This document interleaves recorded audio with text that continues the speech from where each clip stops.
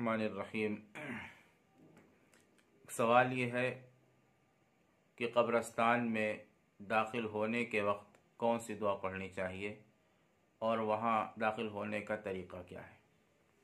जवाबन अर्ज़ है कि आदमी जब कब्रस्तान में दाखिल हो तो सबसे पहले ये दुआ पढ़े, अस्सलामु अलैकुम या अहलल क़ुबूर यग़फ़िरुल्लाहु लना व लकुम अंतुम सलफ़ुना व नहनु बिल असर।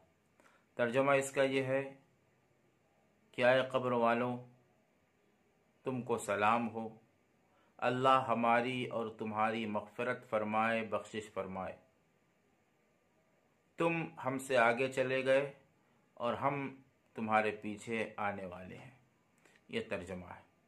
उसके बाद कब्र के पैतियानी की जानिब से उसके सर की तरफ जाया जाए, बेहतर ये है, और अपनी पीठ को क़िबले की तरफ किया जाए और अपने चेहरे को मुर्दे के चेहरे की तरफ किया जाए। और बेहतर ये है कि सूरह फातिहा, सूरह यासीन, सूरह मुल्क और अल्हाकुमुत तकासुर वग़ैरह अगर याद हों तो इनको पढ़ लिया जाए, और अगर ये याद ना हो तो जो आयतें, जो सूरतें याद हों वो पढ़ ली जाएं और मुर्दे को ईसाल सवाब कर दिया जाए।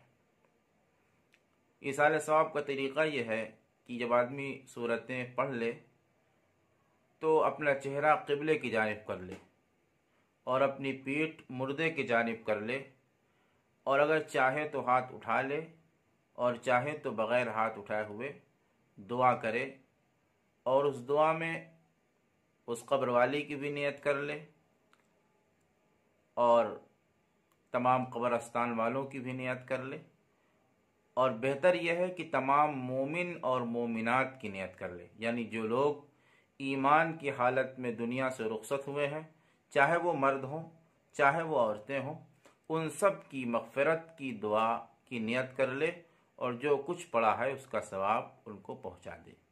ये है तरीक़ा कब्रस्तान जाने का और वहाँ ईसाल सवाब करने का। वस्सलामु अलैकुम व रहमतुल्लाह।